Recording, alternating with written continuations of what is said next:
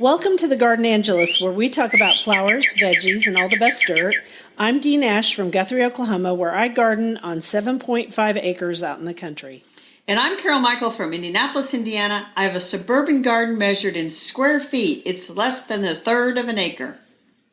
We call ourselves Garden Angelus because we are evangelists for gardening. We love gardening and we want you to love it too. Yes, we do, and we aren't afraid to spill the beans and tell all of our gardening secrets, the good, the bad, and the ugly. But that's enough of who, what, when, where, why, how. Let's move on to this week's episode. Hello, Dee. Hello, Carol. How are you? Really good. I feel good. I watered my houseplants. Good job. Real nice. And the big news is I put together a puzzle that's all these different seed catalogs covers. Yeah, it's like a series, right? Aren't there 4 different puzzles? Yeah. And you did the flower seeds? I did flower seeds, and then I'm doing fruit catalog now, and then I have vegetable seed catalog to do. So it'll have all 3, and I think I'm gonna put that glue stuff on to the decoupage. make it into a picture. There you go. I'm gonna frame them, I think. Fun. Anyway, that's pretty exciting.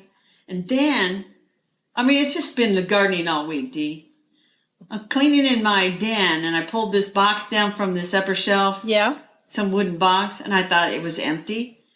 It was full of seeds from the 1990s. Oh, wow. Wow. So, those are old. So they are old. I put a YouTube video yesterday. I threw away most of them, but there were some that were kind of cute packages, but I threw them all away. And then my sister, I helped, that has the spreadsheet of her seeds. Yes. I did a call with her yesterday, and we went through, and I made some suggestions, and we got her sorted out. I'm still doing a seed spreadsheet, but that'll be later. Whew, you've been busy. I have not been that busy. I did get my sweet peas planted, and Yay. I will need to thin them because I just kind of piled them all in to these containers and stuck them out in the cold frames, but they're fine, and we'll see how they do. And the weather this year's been all over the place in Oklahoma. So like this week is fairly warm, and then the bottom drops out next week. And we're supposed to have the coldest weather we're going to have for the whole season. And then I need to sow my onion seeds. I haven't done that yet. Proven Winners sent me these little compostable 2-inch pots, and I might use those to do that. I don't know. They seem kind of small. I think 4-inch pots might have been better, but what do I know? Well, a lot of times with seeds, and you start them out in a little container, like the little Jiffy pots I use. Yeah, me too. And then you're supposed to plant them up and kind of keep increasing the size of the container. But these are compostable, Carol, so they're supposed to go in the ground. I don't know what I'm talking about. I don't either. I don't know either. Okay, so we have a quote. I know you came up with all the quotes this week. I'm very excited. So, in the springtime, seed is sown. In the summer, grass is mown. In the autumn, you may reap. Winter is the time for sleep. And that's by Sir William Schwenk Gilbert. Never heard of him, but I like that. I like it sow, too. mow, reap, sleep. And you kind of do sleep in the winter. I mean, your garden doesn't really sleep as long as it's above 40 degrees, but it's growing underground, I guess. Not much. I mean, we have snow on the ground here finally, and we've had snow a couple other times, but this is a snow that's staying because it's cold out. We may get snow next week. We'll see. So we decided on our flower this week, we were going to talk about our favorite flowering houseplant. What's yours? So mine is probably my night blooming cereus, which, and I think I've told the story before, it's been in my family since the early 70s. Right. When my dad got a start from a friend that my parents used to play bridge with this couple. And she's a very fascinating person because she was a war bride from Czechoslovakia. How interesting. I guess I didn't know that part of the story. Yes, and so she gave my dad a start of this night blooming cereus, and he would put it outside in the summertime, which I don't put mine outside in the summertime, and maybe I should. It would probably be healthier. And then it would get buds on it, flower buds, and then neighbors would come over and watch it open because it's one of those flowers that opens slowly in one night, and then by morning it's droopy. Yeah, so they use it. It's very fun. It was like there's my brain's not working right today, but there's a famous story And it's all about the night blooming cereus and how people came to see it and all that kind of stuff. Does it have perfume? It does, doesn't it? Oh my gosh, I've written about it on my blog. Yeah. It smells like an old lady who put on a bottle of perfume. It's so heavily scented because it really has one night to attract its pollinators. So it lays it on thick. So I'm assuming that one night of the year, if it blooms yearly, hopefully, it must be pollinated by moths, right? I think so. Some night flying insect, moths or something. Mm-hmm. But here's the thing. So 1 year, I had this thing I had it for 13 years and it never bloomed because I had repotted it and it needs to be a little bit pot bound, I think. And I wasn't taking it outside in the summer. And I saw this flower bud and I thought that sucker's going to bloom. Well, I had a business trip scheduled. Yeah. And I asked my boss, I said, has anybody ever canceled a business trip because their night blooming cereus was going to bloom? And he just looked at me like I was crazy. Again, yeah. And the good news is I went on the trip and it actually bloomed 2 nights later. So I just didn't have a way to tell whether it was ready to go. Well, that's a really complicated story about your favorite houseplant. Mine's not that exciting. Well, I got one more thing to say about it. Oh, go for it. So I think it's Eudora Welty. I think that she even had like a club. They called itself like the Night Cereus Society or something, because they would have these plants down the south where they could probably keep them outside, not the whole year, but for a good part of the year. And so they would be loaded with flower buds. And it would be like a social event because they didn't have the social media and all that other crap. Yeah. So it's a reason to invite the neighbors over and watch a flower bloom. Now you may talk about your plant. Is it as exciting as mine? No, not at all. I think my favorite one is my red Thanksgiving cactus. It's been beautiful this year. It's blooming yet again. This is the 3rd time. And wow. I think the reason it's bloomed for the 3rd time is I used some of that, I used some stuff on it, some fertilizer, and I think I made it really happy. So it's on its 3rd round of blooms, and it started back in Thanksgiving, bloomed at Christmas, and now it's blooming again in January. And it is the prettiest shade of red. It's very easy care. It absolutely requires almost nothing. And that's my kind of plant. Yeah. That is a great plant. Yeah. And I have several of them in my sunroom. They are not blooming. But I have 2 things to say about it. You probably were too young to watch the original Walton's Christmas special when it first came out. I was not a huge Walton's fan, but yes, I remember the show. So the original special, I think it was Patricia O'Neill played the mother. She did. She went down to the cellar and they had a Christmas cactus sitting in like a windowsill and she noticed that it was blooming, and so she brought it up, and it was like a little bright spot in their Depression era. Right, because things were so bleak, right? Yes, but here's the funny thing about it. I watched that several years ago, and the plant that she saw blooming in that windowsill or whatever is so plastic and fake looking. It's not even a real plant, is it? No. No. No, they didn't even try back then. Now they kind of try. Because gardens are planted in movies, and then they're like all out of time. And we did that whole episode on movies, gardens and movies. Yeah. So the interesting thing, the Thanksgiving or the Christmas cactus or Thanksgiving, there's a Thanksgiving cactus, a Christmas cactus, and also an Easter cactus. Mm-hmm. But we both chosen a plant that I think they're very similar. And they might even be in the same succulent plant family. I don't know. Yeah, they're succulents. So they might be. They're definitely easy in the wintertime. That's the nice part. I still like aglaonemas too a lot. But they are trickier than I thought they were, especially the green and white ones. So I need stuff that is not tricky right at this moment. Right. And on the aglaonemas, remember last year you got all excited about them? I did. And we could go to stores and buy stuff, and I still have the red Valentine that you told me to buy. I have one. And I have 3 because I split it and put it in 3 pots, and they're sitting right here beside me in the window, and they're starting to bulk up. It's taking a little bit of time. It does take a while. And then I bought another one, and I think it's called Impala, and it's like a silver, white, very narrow leaf. And that one I bought last February, and I divided it, and it's, none of them were really happy that I divided them, but I'm starting to see new growth come up from the roots and things. So I think they're all going to make it. So now I've got like 5 of those. Wow, that's a lot. I did not divide mine because well, that's not true. I divided one, but the rest of them I didn't divide. I like big fluffy plants, so I don't want to divide them. The thing about aglaonemas is you just don't want to get the surface too wet for too long. They like to be pretty dry. So that's my one tip about those. And that's my tip about the Christmas cactus, the night blooming cereus, all of them.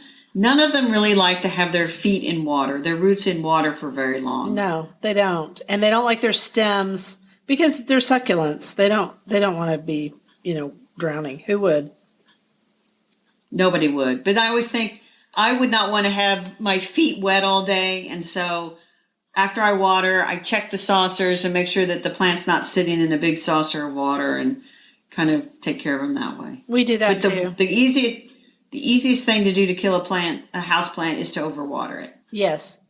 And also you'll get bugs. The more you water, the more of those nasty little bugs you get. Exactly. The fruit gnats or whatever they are. Okay, fungus gnats. So, what are we doing next? Veggie? Veggie. And we don't have a quote before veggie. That's okay. Apparently. We got a quote down here we could read. You can read that one. To appreciate the beauty of a snowflake, it is necessary to stand out in the cold. Aristotle. He makes a good That's point. interesting. Doesn't really go with veggies, but that's okay. And I always think of Aristotle as living like in the Middle East, and I can't imagine that he even knew what snow was. Yeah, Aristotle was Greek, so I doubt if he ever even saw snow. So that's probably one of those quotes that got attributed to him, and who knows? Or maybe he went up in the mountains, up way high in the mountains. Maybe he did, because maybe in the Greek mountains they have snow. I don't know. So this week's veggie is about houseplants that you can grow from vegetable waste. This was your idea. You take it. This is gross. Okay. So, I mean, it's not gross, but it is a way, like people can take the bottom of an onion with their little roots still hanging off of it and plant that, and you'll get some shoots coming up. I mean, you leave an onion in the refrigerator long enough, you'll get some growth coming out of it. Right. And, you can take avocados and kind of take the seed and suspend it above water and it'll sprout. Yeah, you put toothpicks in them. It was a big thing in the 70s. I grew a bunch of them. I didn't grow any of them. My sister, we put oranges down. My sister, I don't know if it was an orange seed or a lemon seed, but her grandson, that's obsessed with gardening, he sees seeds and he wants to plant them. He knows what seeds do. And so she showed me they planted an orange seed and it's grown a little tiny tree. And they planted an apple seed and it was growing a little tiny tree. She's like, what am I supposed to do with these? And I said, the orange tree you have to leave inside. I don't know what will happen with that. Yeah, and it's not going to come back because most oranges are, that's going to be complicated. But, oh well. You know what? It's just a fun thing to do. Yeah, and so and when I think about people growing stuff from kitchen waste, first of all, I think you're probably pretty hungry if you're relying on your kitchen waste to regrow. Yeah. But if you have kids, it is fun to grow stuff with kids. They enjoy it. And then by the time they get bored with it, you can just toss it. Like celery and maybe sweet potatoes. Right. There's a lot of things. Potatoes. And so you could grow potatoes. Potato. Here's a teaser for next week. Okay. Sweet potato. That's the teaser. That's all we're going to say. Okay. Sweet potato. But if you want to grow, and I'm going to come back to it, and you're going to say, not again. Don't talk about it again. If you want to grow something fun with kids in the kitchen. What? Microgreens. I am still obsessed with the microgreens. Maybe I should have grown them because this is really not my thing. But I don't know. I'm so happy that you found something to do all winter. Thank you, because, what else am I going to do? I mean, are you sharing them with your best friend so that you all can have them at dinner? Yeah. So do you like cilantro? I do. Even though it does taste like soap to me, I still like it. But half my family likes it, half of them don't.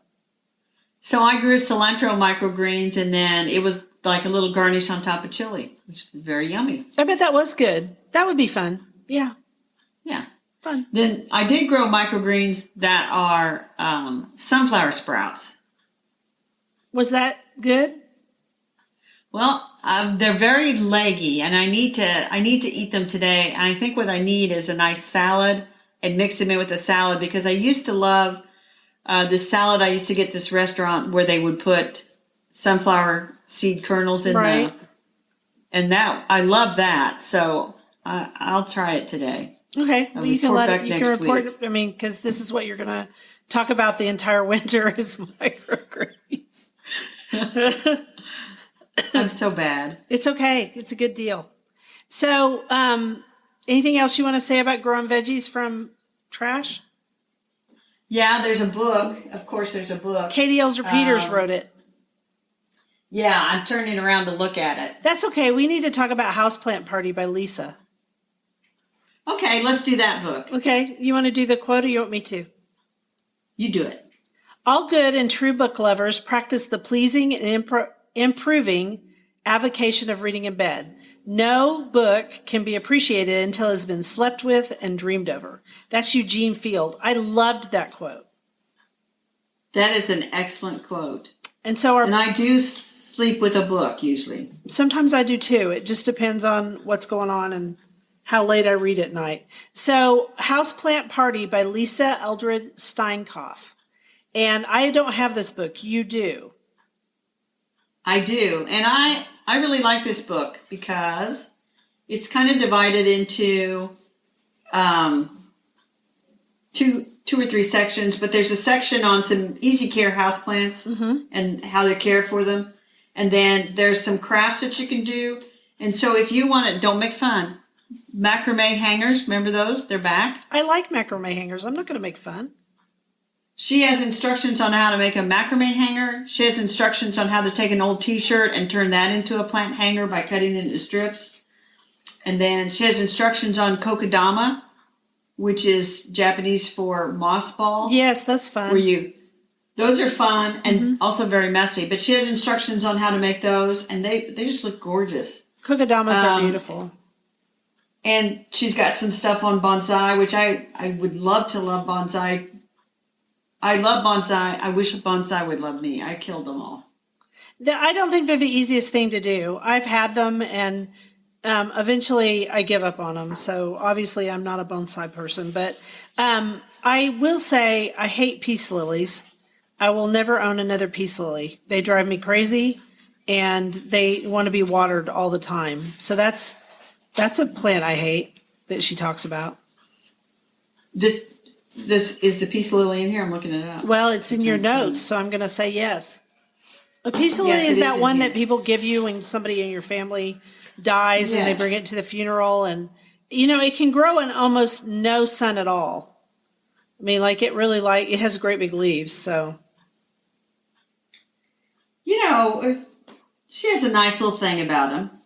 But she also has a nice little thing about a plant that's the common name is fairy washboard. I've never heard of that one. It's a Hyworthia, Oh, a Hyworthia. Okay. which is now Hyworthiopsis limafolia. Interesting. And that attracted me right away. So this is a great book for somebody that's getting into houseplants and just wants more than just a pot sitting there with a plant in it. Great craft ideas. This would be a great gift for somebody. Pair it with a plant. Maybe look at some of the craft ideas, get the supplies for it, and give it to somebody. I'm going to show you the picture of it.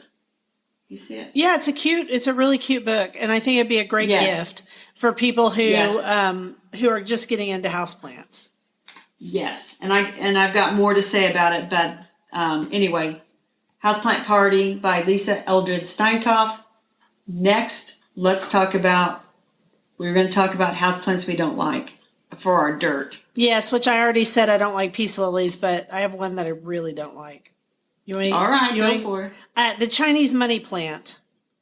I liked it when it was a baby, but now it's big and ugly and gangly and I hate that plant. Drops leaves all the time. It's ugly. So you you are talking about, I'm going to show you the picture of it. The- Pilea Yes. pepperomoides. Yes, This is that the one you're talking Yes, about. that's it. Pilea So, pepperomoides. I have one. I like it pretty well. And it's sometimes called the friendship plant. Right. Because it'll make little plants that you can then dig out and give to people. And I gave one to my sister. And some people call it the missionary plant because it was brought by a missionary to Norway in the 1940s. And then it really kind of spread person to person to person. And just like in the last couple of years, the people started buying it. So it produces these long stems, and then the leaves fall off, and it's... My leaves, I have one, and I'm not having trouble with the leaves falling off the long stems. It might be me. I don't know. I think it's you. I might get rid of it. No. My suggestion would be if there's little plantlets in there that can There's be a bunch taken of out, little plantlets, yeah.